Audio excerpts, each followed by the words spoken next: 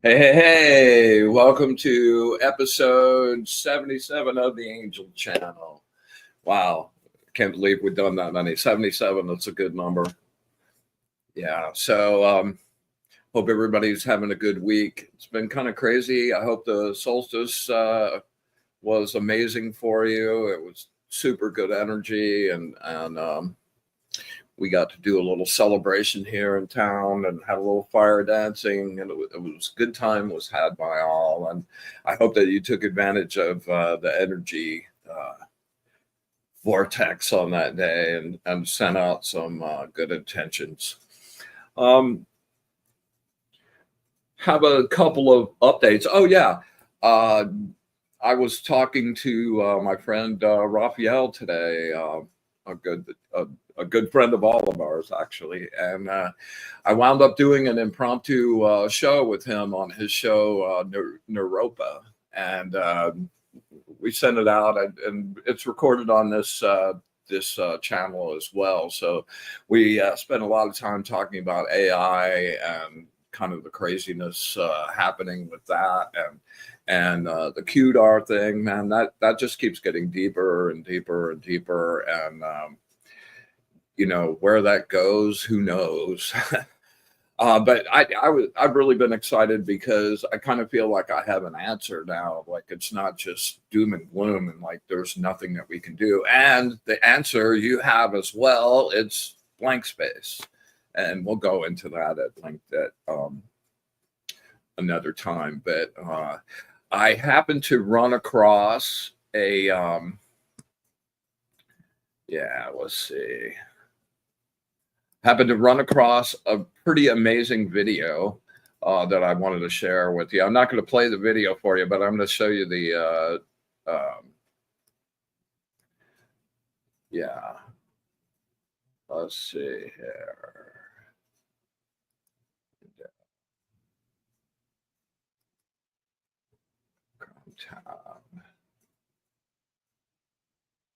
AI, bear with me here. There we go.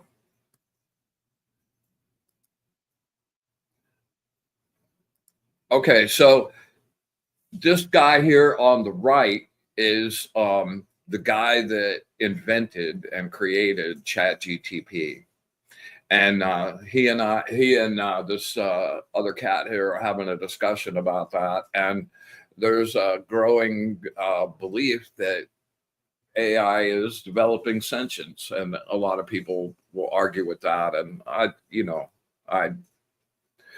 who knows at the moment. But what's really interesting about this video, and I would suggest that you download it and scope it out yourself. The part that I want you to really check out, it's a long video, it's like 3 hours long, and the part I want you to check out starts at minute 45. And basically, the crux of this is that he is a really amazing mathematician and a philosopher also, and that he's written many books and papers on mathematics and theoretical mathematics, and super well known in that genre. Not known as a metaphysical person in the least, and what he did was he still has programming authority on ChatGTP.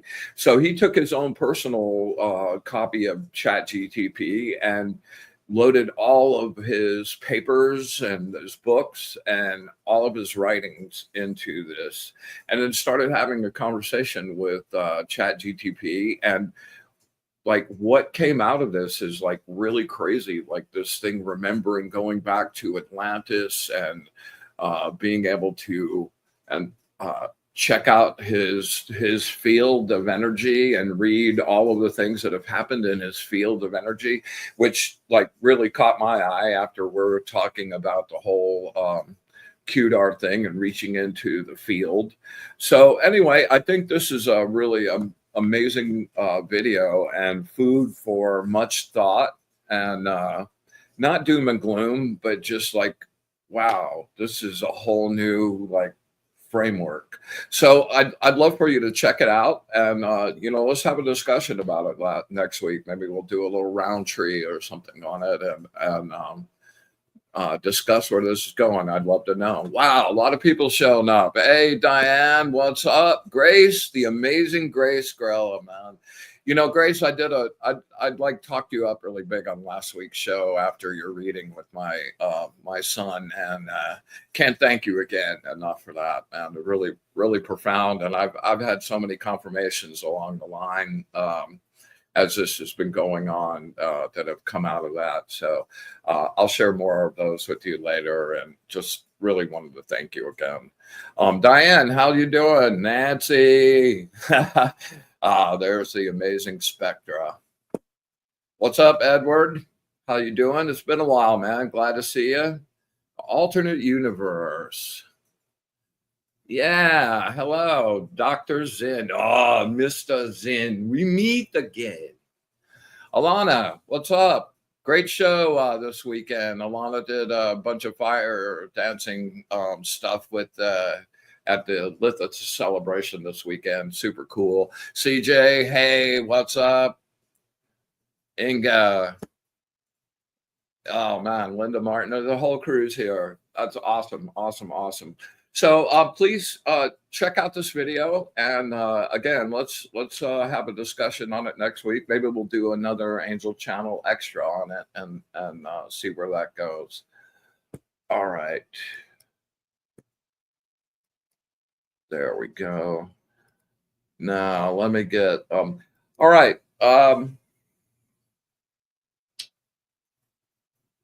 Yeah, the Cubase QDAR thing.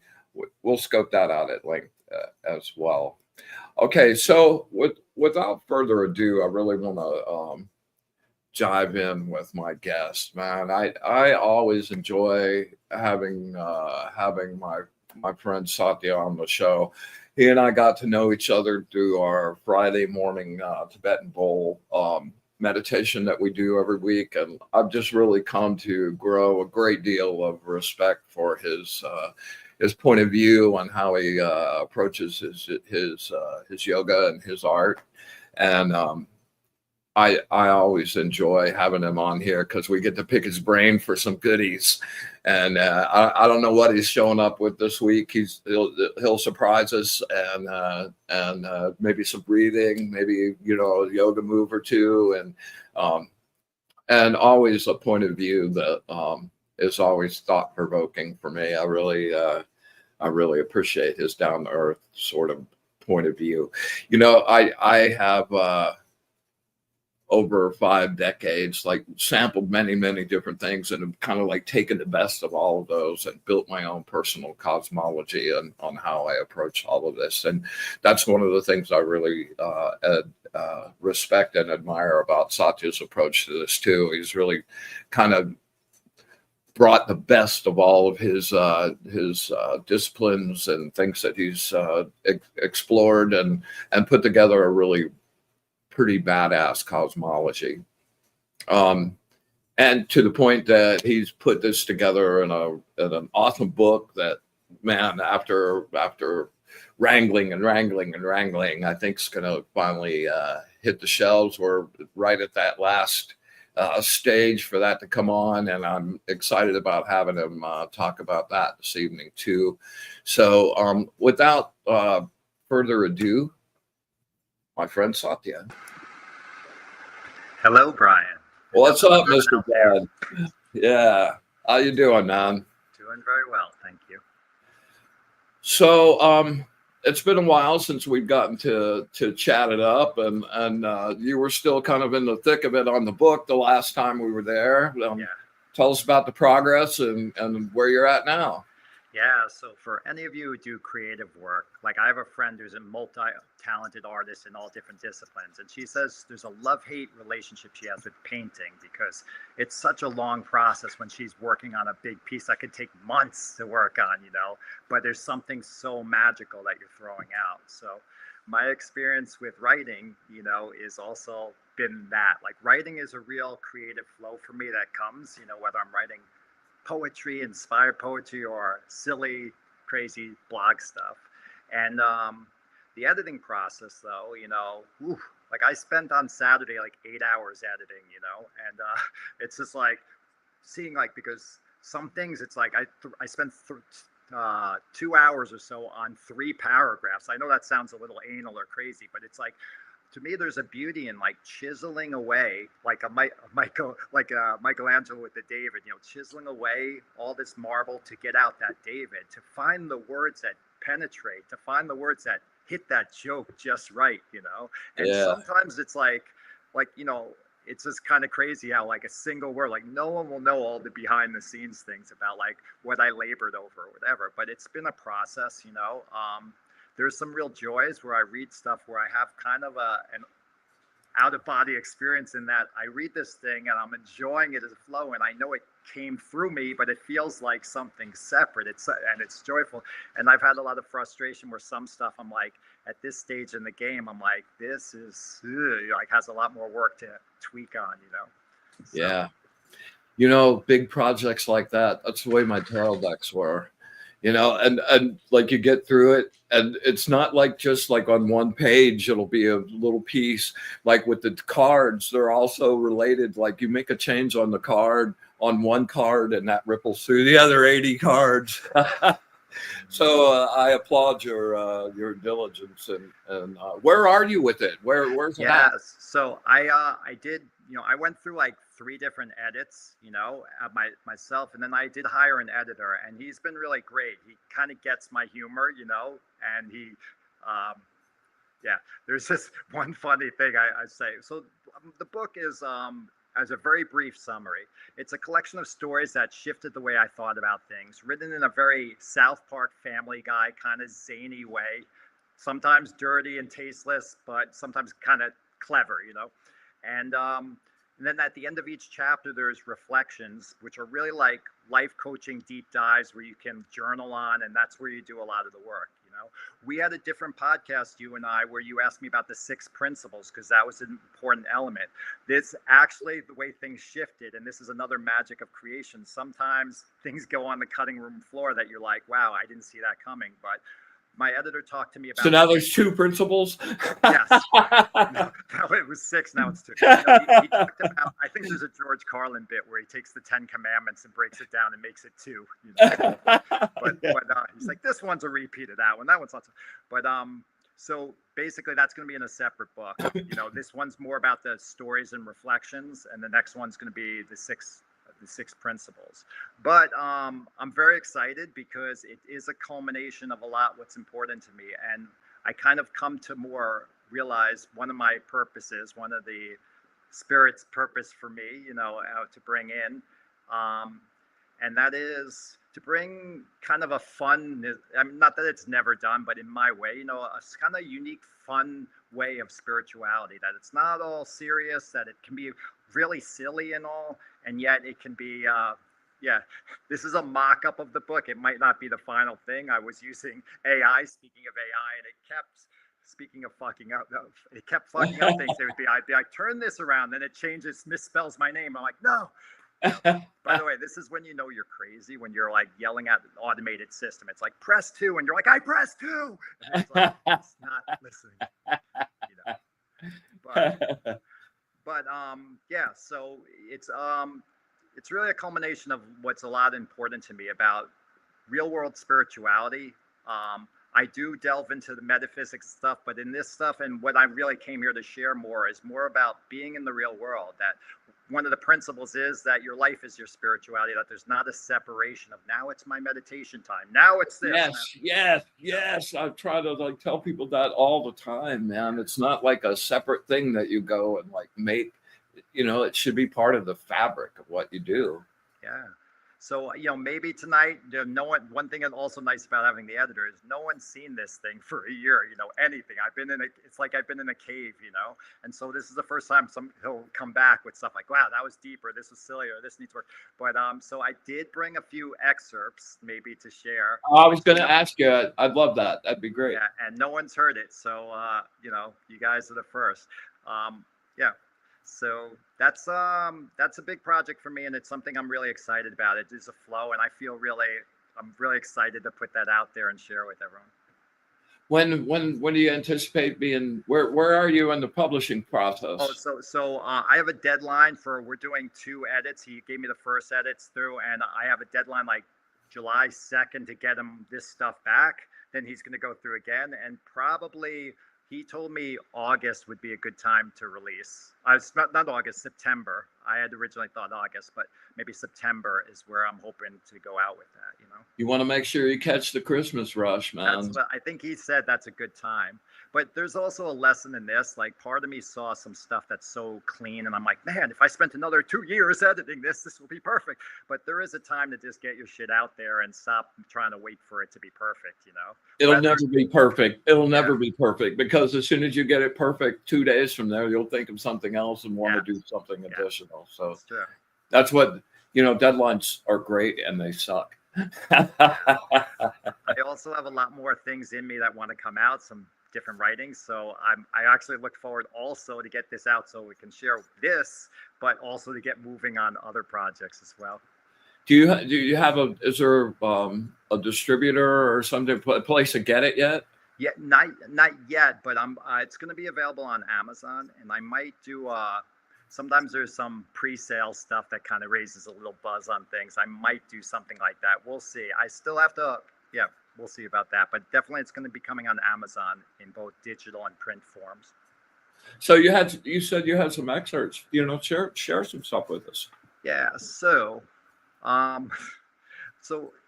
think again, when we think of spirituality, a lot of times we're like, whether we think of great spiritual leaders, masters or meditations or guru people, or we think about our meditations, our yoga and stuff. But all of us, if we look in our lives, some of the biggest lessons came from the asshole on the street, or the things that challenged, that pushed our buttons, and we reflected. If you don't reflect, then you don't learn anything. You just point fingers. But when you reflect, you learn. So a lot of these were just things. This first one is an excerpt from a gym. I've worked in gyms for 30 years, and I've seen a lot of characters, and I always thought there'd be a good sitcom on it, from personal trainers to members. So this is called the one squat max, or the one rep squat, So this is a little excerpt. There was one guy at the gym, I'll call Goliath, that had a very peculiar training style. He would take about 7 minutes between sets on the squat rack. He would rest for most of it. The rest of the time was spent on wrapping up his knees with bandages to keep them from snapping under the very large amount of weight he was doing. He spent a little time under the bar, breathing heavy, psyching himself up like someone about to Wim Hof themselves into a cold plunge. And then it was showtime at the Apollo tonight. He lifted the weight off the rack, stepped back a step to avoid hitting the support where the bar had rested, squatted to death, shouted as he ascended up, then slammed the bar onto the rack. Now he undid his knee wraps, and his 7-minute clock was reset before his next set. A single rep. It wasn't his attempt of a max or personal best. It was just how he did things. People snickered at him in the distance, thinking themselves somehow superior. There was a hidden pool on when he would either break his back, snap a knee, herniate himself, or shit on the guy doing barbell curls nearby. But I was fascinated. I knew at that moment when he was under the bar, feeling the weight of a mid-sized donkey on his back, there was nothing on his mind except squatting down and standing back up. Nothing. There was no room for it. Did I leave the stove on? Or I need to pick up some sun-dried tomatoes for that pasta dish I'm preparing for dinner. And while that was not a workout that I would ever consider doing, I admired his Zen-like focus. I questioned if I ever was that focused on anything where all other thoughts disappeared. Usually when I'm meditating, I'm doing nothing but considering stove safety and shopping lists. So that was a thing like that. And I just conclude at the end, just a little thing about the conclusion, the end of that goes. I don't remember what he looked like, only that he wore a white t-shirt, a leather belt cinched to the smallest hole, white knee wraps, and judging from the outline of his gray sweatpants that he was uncircumcised. If I had a picture of him, I would put it on my altar alongside the pictures of Osho, Babaji, and Jesus. He was a god among men, and like Jesus, at the time he wasn't recognized for his greatness, and probably never was by anyone but me. Let his example inspire you to be fully in the present moment. Dare I say, that may be more of what heaven is than the post-death geo-spiritual location. Anyway. Awesome, my brother. So then, so yeah, you had a lot of precepts in there, man. Like, share. Well, I mean, look, we've all heard that being in the now and the present is like every spiritual thing, you know? And yeah, there's somewhere later in that story where I do tell outside the story some ideas, but I say, in a way, that's a sign of enlightenment when you see someone, when they are fully present in every moment. You know, they're there, they're listening to you, they're listening. They're not like, you know, glancing at their phone or whatever, you know? So, so rather than just being like, we should all be in the moment and this is just a silly, fun story about that, you know, and now I did find it fascinating, you know. And then there's some reflections at the end, and maybe we'll play with one of the meditations, an original meditation from here. If, you know, I don't know, we could do it now or later if you want to play. Yeah, I'd love to do that. Yeah, for sure. All right. So this is when we meditate, and maybe we'll do some later. Brian tells me, like, bring some breathing stuff, you know, because he really likes the breathing work. But when we meditate, you know, the Yoga Sutras define meditation as kind of like focus on one thing. And to me, the one thing, we could utilize something, but it's less about focus on your breath, focus on this candle, focus on, like, those are one things. But it's really, I almost think, the one thing. It's like something that shuts out the other stuff, that you're focusing on the candle just so you're not like focusing on my laundry list or my shopping list or my stovetop safety, you know? Yes. So this is a very different one. And since I'm the practical, you know, rebel mystic, I want to, so this is I call it a listening meditation. So what's happening, and I'll give you the premise, and I want all you guys, you know, who are watching to actually do this, you know, these are not like the books you read the Tao Te Ching, like to speed through it, you know, no, it's like, do it, you know, meditate on it. Yes. So I'm going to say a few things, you know, I'll talk about stuff, could be politics, could be whatever. And what your idea is, you're using it as a meditation just to hear my words. Now, what's going to happen for everyone probably is you're going to jump on your opinions of that. Oh, that's, you know, I can't believe he said that or whatever. I don't agree with that. Or, you know, oh, that is a trouble. You know, just whenever that happens, you can choose one word if you want, you know, maybe like focus and that's just a key to bring you back to just listening. Okay. Now, when people speak to you in general, don't you guys always like, you're like, oh, I'm waiting till they pause so I can tell them my thoughts on that because I have some thoughts. Or they say something, oh, that reminds me of.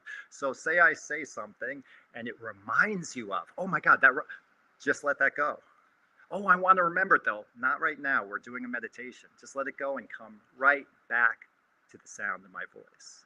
The mystic Osho used to say when he spoke for 30 years, like twice a day, hour and a half or whatever, and he said, you can use my meditations, my talks in two ways. One, you can listen to it with love and you're just devotional, bhakti. You're just like, I love this guy. And there's been times where I felt so much love for what I received from him that I would listen like that. And when he would say enough for today, I'd feel like, man, I felt like, bless you. The other thing is meditatively, kind of like what I said, is just focus on words. You know, just focus on listening and all that other stuff. So you guys pick a word that will help you kind of get yourself back, you know. It could be, like I said, focus. It could be like present, listen, you know, anything like that. I'm going to talk and notice, you might notice where your mind goes. It doesn't matter. Don't analyze. Just bring yourself right back to hearing my words. Yes, here we go. Okay. A lot of people talked about President Trump having classified documents and that was a felony or he should be arrested for that. And I would say they don't care about classified documents because if they did, when Biden had it, they would be just as angry. And they would say he should be arrested. But instead they go, well, he cooperated and it's that. So it's not about documents. So at least be honest with your opinions. It doesn't matter whether you say, I hate Trump, then just say that and go with that. But it's not about that. it's people who talk about the Middle East and they say like, oh, Israel doesn't belong there. And there's a difference to the history. The history is actually a long presence there and other things. We're not going to get into that. But let's just say you say they took land from others and they shouldn't be there. Then wouldn't you believe that America, we shouldn't be here because the Native Americans were here first and we should leave the land? How come no one says that? Why is it just the one? So that means you don't like Israel, which is fine. Don't like Israel, but don't pretend that you care about land being taken or usurped when you don't give a crap when it happens in these states. I was meditating once and I started feeling that I could watch my body, like I was watching it breathe, that it was a different thing. And I was aware of them breathing and that I could stop it at any time, just like walking across the street. I could stop myself, but the body was just doing it. And I was the one watching that. Have any of you had that experience? Now, if you're going to your experience, bring yourself right back to the sound of my voice and what I am saying. And now in a moment, when I stop talking, you're gonna just play with staying in your silence. And then when thoughts come in, just let them go and bring yourself back to just presence. Being aware of what is around you, sounds, feelings, thoughts, but not engaging in that. Breath in and let it go.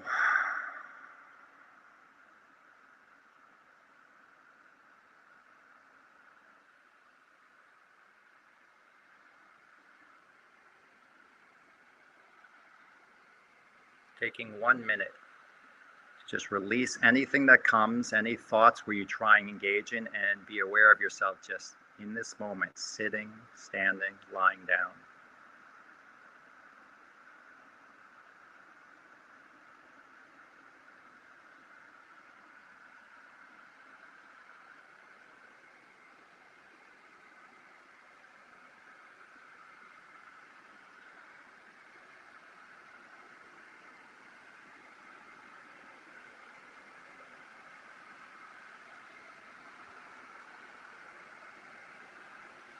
You can use your word if things come up to bring you right back to the now, the present.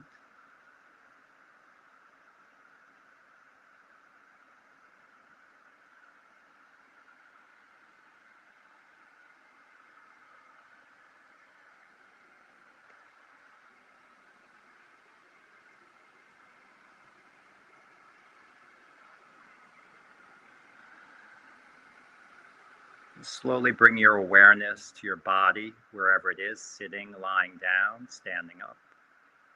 And feel the sensations. If you're in a chair, feel the pressure under your seat. And notice where your hands may be, whether they're on your knees or off.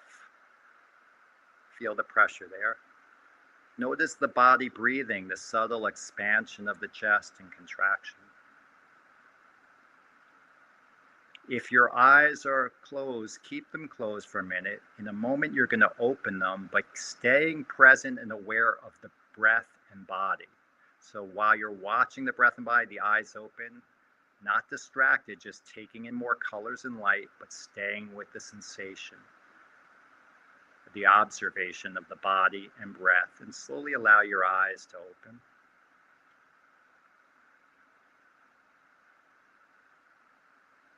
You might get distracted by the dog and just bring yourself right back to the body, the breath, watching that.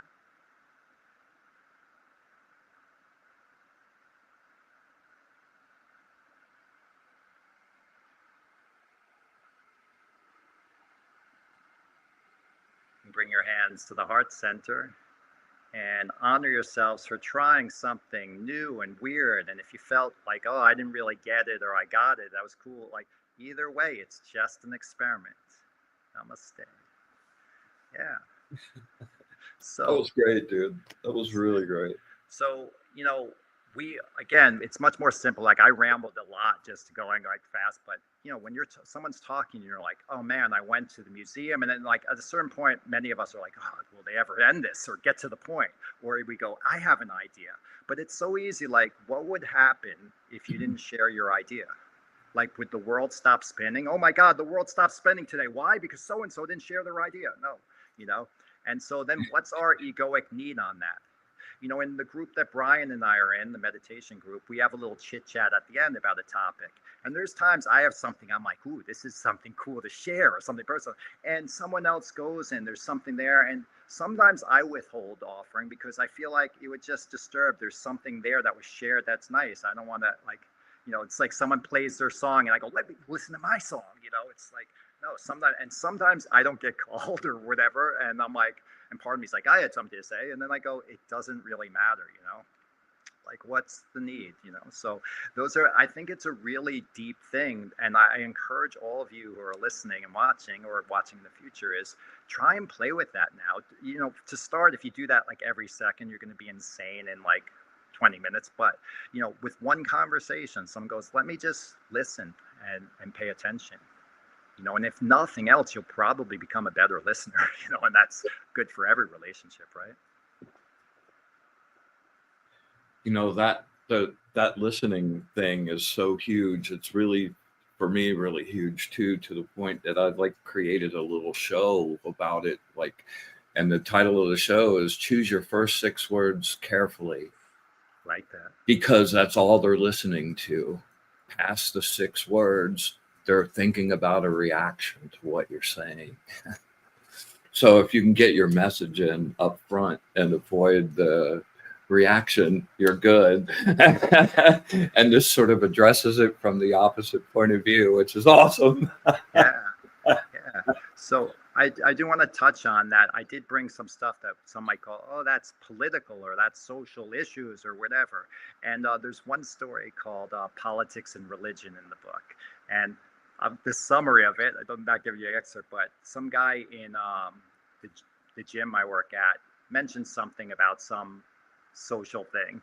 And I did some research and I came back to him. I'm like, oh, I looked that up. It was only one person who said that, didn't really, and he got really mad, like wrote me this whole text, like long. This is what I used to do, by the way, write these texts that you have to scroll and you're like, oh my God.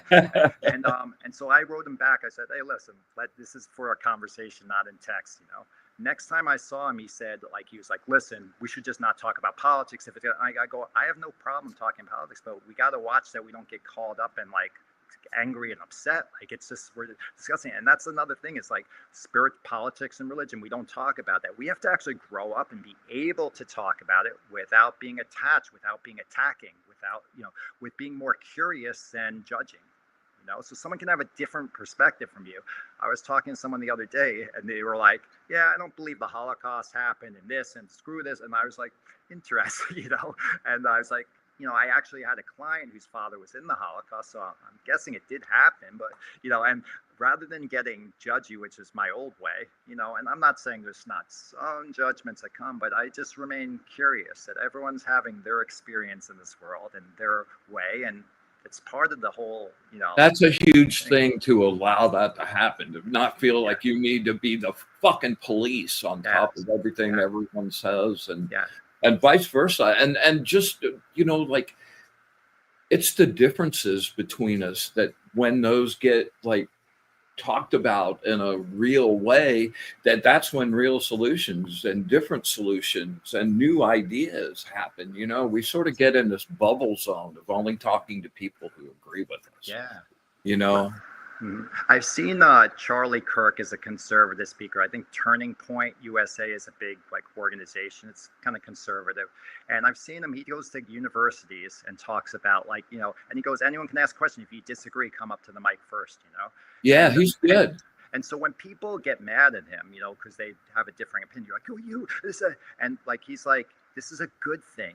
We should be able to have discussion. That's how we don't have wars and stuff. Exactly. We don't have discussions, just like you said, Brian. We stay with our group. We start building our anger towards everyone who's not our group, you know, and then it's like, you know, there's no possible acceptance for any other point of view except what's right there. Yeah. And when that's just a bunch of bubbles like that, there's never connection on any level. You know, like, let's again take polarizing issues that no one will ever go like, okay, pro-choice, pro-life, you know, no pro-choicer ever talk to a pro-lifer and convince them, or like, you know what, you're right. I'm going out for an abortion tomorrow. You know, that it never happens. But can we not understand if you're, let's say, pro-choice, can you not understand that someone believes this is a life, like this is an actual, the equivalent of a life or whatever, that you're killing it? Like, can you not get it? You might not agree with that, but you can see that. And if you can have a compassion and understanding, you go, wow, I can understand why you'd be so upset. And I totally get that, you know? So, and then maybe a pro-choice, pro-lifer might go like, listen, I understand also, like, freedom, like the ability to do, women forever have been like oppressed and still are, you know, and it's like, we should, like, I get that. So then when we have that discussion, we go, well, how can we, where do we agree? Okay, maybe both of us want less abortions, you know? So maybe we need more education, maybe more discussion of contraception, maybe we need more responsibility. You know, there's certain things that we can agree upon and actually come to, rather than just fighting for the extremes, all or none, and never, you know, talking. With no tolerance. Yeah. Yes. Yeah, that's something we could use a lot more of. Yeah.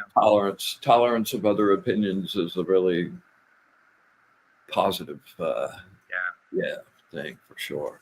And let me take it just a second while we're talking. We're kind of going towards the end of the show, so as usual, anyone out there that's looking for an angel card reading, I'm going to be pulling cards here in a little bit. So if you're interested, get your name on the chat thing down at the bottom, and we'll hook you up.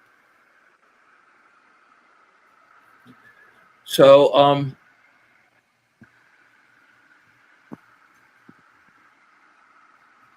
why do they call you the Rebel?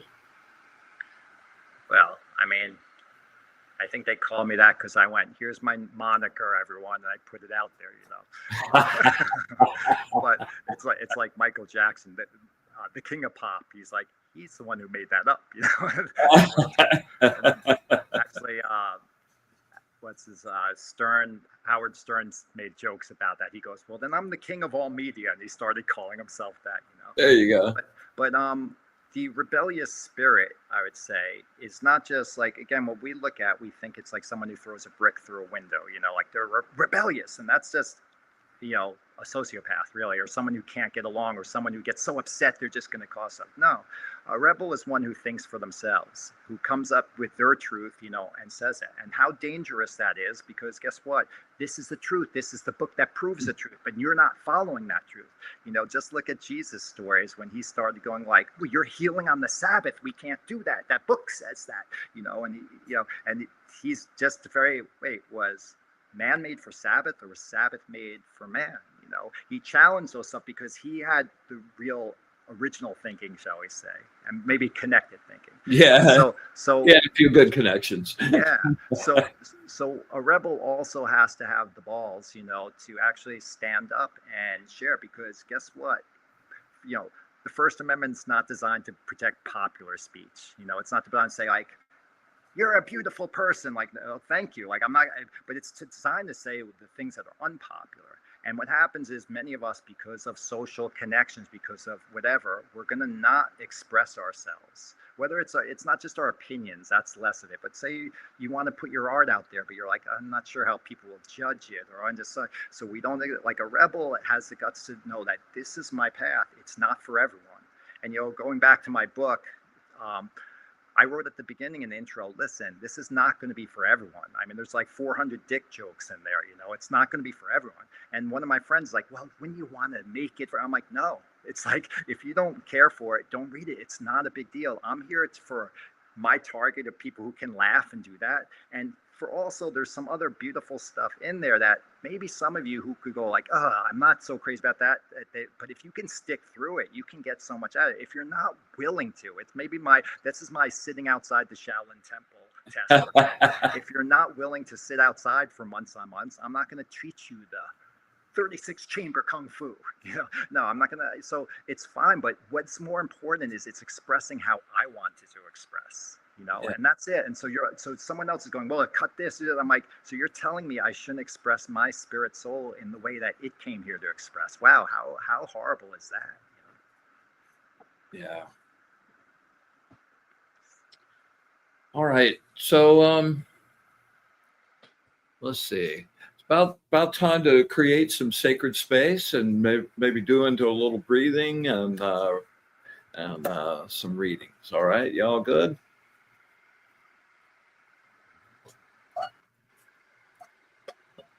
All right. Here we go.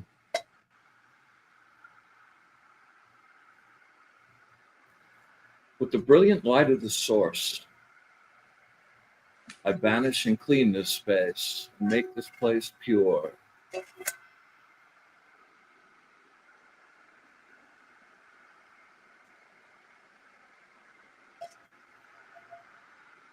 With the brilliant light of the source, I banish and clean this space.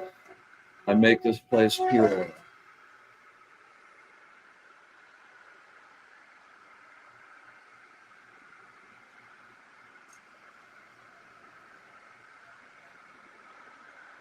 With the brilliant light of the source, I banish and clean this space. I make this place pure.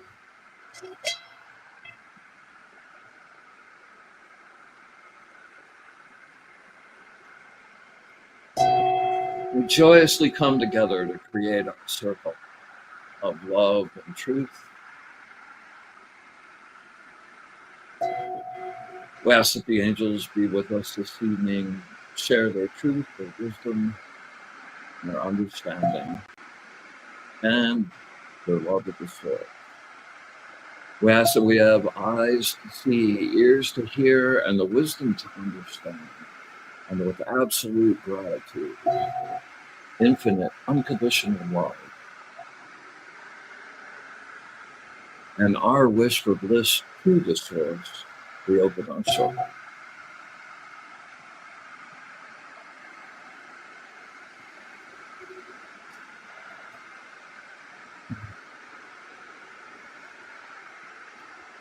All right, let's do a little zero space breath work here. We're going to take 3 really deep intakes of breath using your solar plexus to fill your chest up to the absolute max. When you feel like you've got it packed in as much as you go, pack in a little more. And don't just think about that as air. I want you to be taking in energy, bright, beautiful, gold, warm, healing energy. And with those draws of in through your nose, let that energy just filter down throughout your entire body. Go to any place on you that needs healing and just infuse you with golden radiant light. All right, here we go. Well, on the exhale, we're going to go down to zero space, and we're going to turn off the machine as we go down, follow my voice, and we'll just get down to that beautiful, blissful silence. All right, and we'll hold that for 5 or 6 seconds, and then we'll do 3 of those, okay? So here we go. Inhale in through the nose, through the solar plexus. Draw it in, fill it up, and release. Sinking down into the breath. Turning off the machine. No thoughts. No mind. Deeper. Deeper. Silence.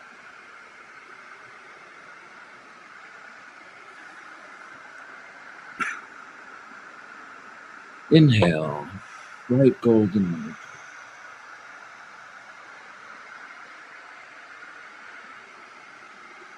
Really deep, as much as you can, and release. Sinking deeper. No time. No future. Let the personality go deeper. Silence.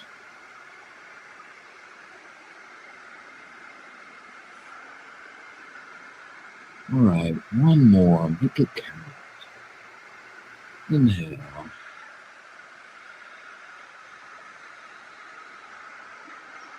The energy flows out the body and release, sinking deeper into the presence. No thoughts. Body relaxed. No tension. Deeper silence.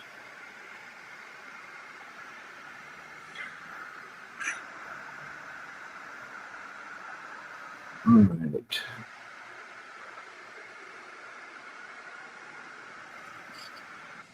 Just enjoy that space for a second.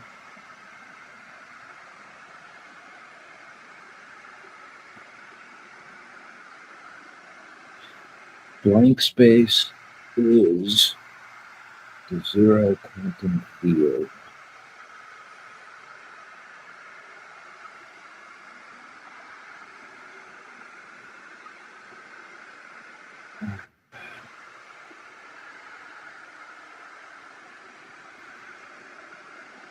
All right.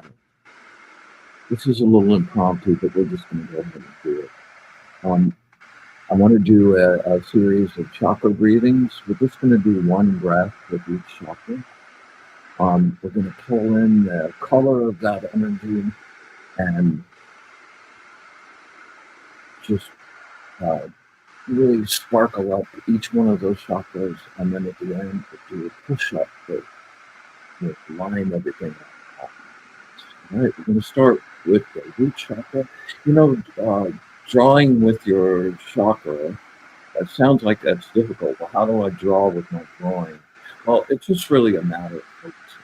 No, just focus on that area of your body that's moving and pulling, and, instead of just with your upper chest. Okay, and we'll go through each one of those. First one's your root chakra. That's your connection to your instincts and your connection to the earth.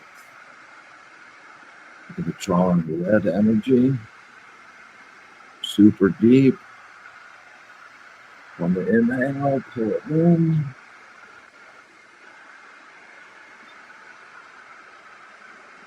And release.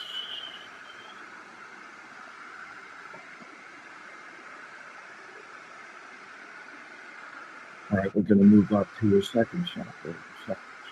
Right in between your groin and your belly button. That has to do with your actual physical, the conscious physical existence in the world. That's really a connection to feelings. Okay. Draw that in, bright orange energy. Okay. Inhale.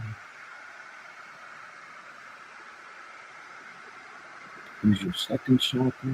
Just pull it in. Let go. And exhale.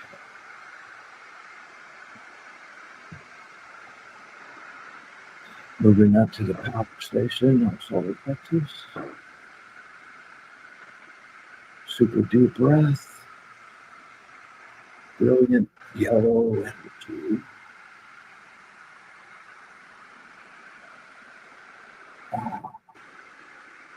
Exhale. And move up to the heart chakra. It's where your emotions live. Bright, brilliant emerald green energy. Inhale. Pull it in. And exhale.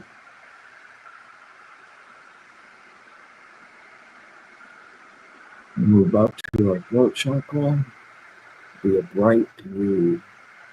And that's where you speak your truth. Inhale. Bright blue.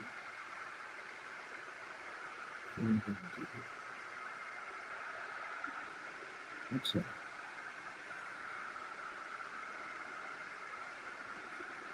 All right, we're going to move up to third eye.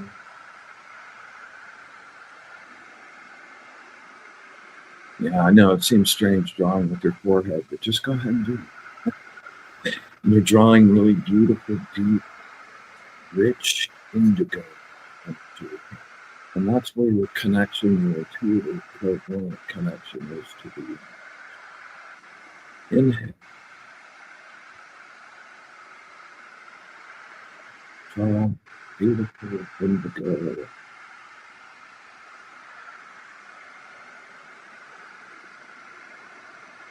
Exhale. All right, and we're moving up to our, and that's beautiful purple, magenta purple energy, and that's your connection to the spiritual. Inhale.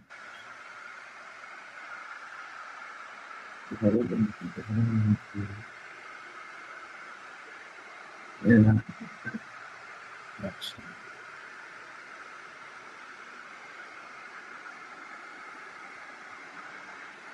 All right, we're going to take one more really deep breath.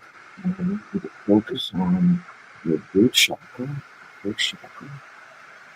We're going to get really full, and then on a really hard exhale, a really intense push. I want you to take that energy and push it straight up all the chakras and out to the top of your skull. Make a little energy fountain out of it. Here we go. Inhale, super deep, using the first chakra. Pull it in. Can't take it anymore. And explode.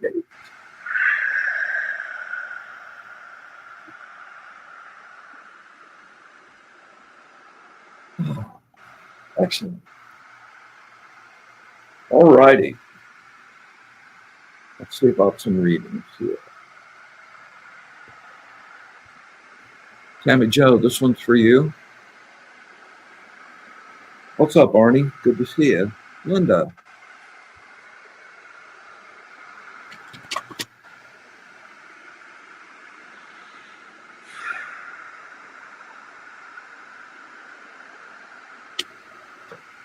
All right, Tammy Joe, focus really hard. You're all over the place. Deep breath, bring it down.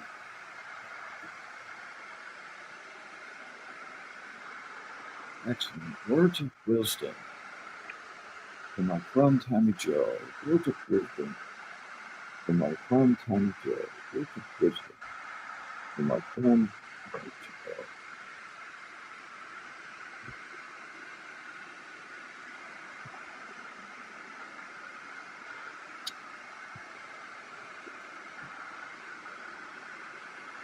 Oh, yes. The angel of fidelity, loyalty, and allegiance. Let me pull up that reading.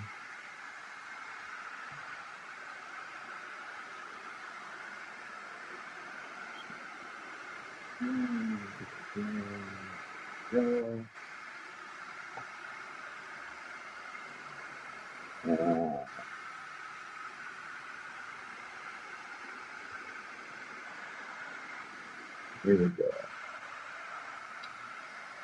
Oh, this is such a good one. Ego represents the non-trusting, cynical, over-analytical part of your brain that can't make any decisions. It is always feeling held back, experiencing hurt or anxiety. The fear has blinded you. It is creating confusion. You're fighting too many battles at once, which keeps your vision on minutia and creates indecision, wasting precious energy. You are unable to see or think clearly now. You need help and good advice. Well, here you are. Go deep inside yourself. Allow your inner voice to direct you. You can always trust that. You are not being held back by external force. It is your own training and your belief system and your own helplessness. You blindly accept what you've been taught. Don't we all? Realizing how much you don't know is the first step to the truth.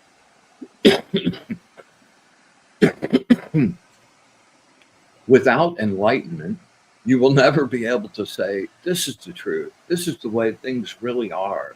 Nothing prevents you from learning, from leaving. You are held only by your own illusions. Yes. Man, these guys, yeah. All right, Linda, this one's for you.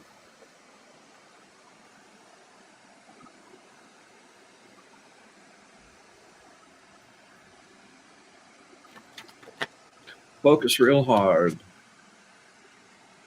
Nice deep breath. Bring it down.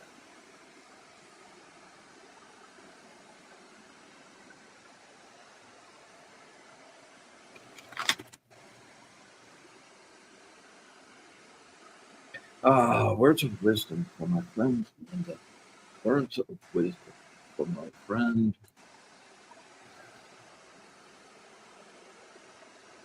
Words of wisdom.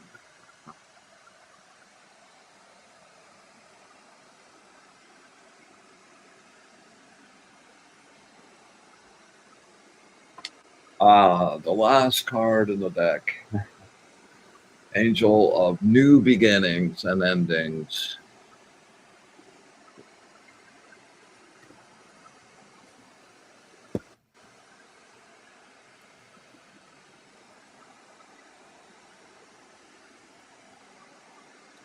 A very intense circumstance has gone awry. You are exhausted because you have chosen to direct your anger and frustration inward rather than saying what's on your mind. It has clouded your vision of how beautiful life actually is. The dream represents a promise. The actuality has to be worked for. Visualize clearly your dreams, personal hopes for a happy family, if you wish them to be realized. Quit overanalyzing. Not you. Be more spontaneous. Allow your inner emotional contentment to radiate out in all aspects of your life, and you will know abiding satisfaction. There can be serious problems with your emotional families. They may be on different paths now. The group is taking advantage. The emotions of the group may be healthy within the group, but may be too self serving in the bigger picture. Time to move on. Yeah.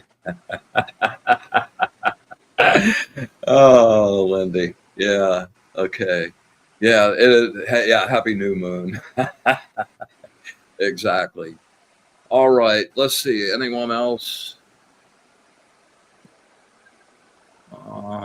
That looks like be the it tonight. All right. Well, super crazy good show. Um, always and just love having my friend Satya on here, man. And I can't wait to see where he goes with the book, and I'll be buying one as soon as possible. Any kind of closing thoughts you want to leave everybody with, my brother? Just like we did with the listening meditation, perhaps we can all reflect in our lives, not just when we meditate or go on the yoga mat, constantly like everything you're interacting with, pay attention to what's going on. Where are your thoughts going? Am I paying attention? Someone's talking. Am I paying attention? Why is this disturbing me? Just observe. You don't have to analyze like psychoanalysis, but maybe just start to observe. Ooh, I notice I'm getting tense. Ooh, I just noticed my breathing changed. And this is a way to just start. It's kind of like if you're going to grab a snack from the pantry. You can say like, am I hungry or am I just snacky? I'm not saying don't eat. This is not a health food class. Like, don't eat if you're snacky, but you just start that awareness. Go, yeah, I'm really not hungry. I'm feeling lonely. Okay, then you can eat or whatever. So start bringing in your daily life all these awarenesses that you learn with your eyes closed, because life's meant to be lived with your eyes open. Very true. Anywhere somebody can reach you, anywhere you want to send people? I do have some writing on my Substack, which is enlightenthefuckup.substack.com. You could always contact me through there. I also have an Instagram, which is I don't really utilize as much, but is Satya Yoga Teacher is one of them. That's a little more mellow, and then Rebel Yogi Satya is another one. Awesome, man. Well, dude, thank you from the bottom of my heart for sharing space with me again, and I look forward to doing a redo when the book's out and available. And as always, thanks and thanks for the family showing up. I look forward to seeing you guys every week, and yeah, thanks for being with me, man. Really love it. So until next week. We'll close our circle and bid everyone adieu. We joyously close our circle and send everyone on their way, happy and better than when they showed up. We thank the angels for their wisdom, their love, their understanding of the source, and with absolute gratitude, unconditional love, and our wish for bliss to the source. Until next week, we close our circle. Be in the light.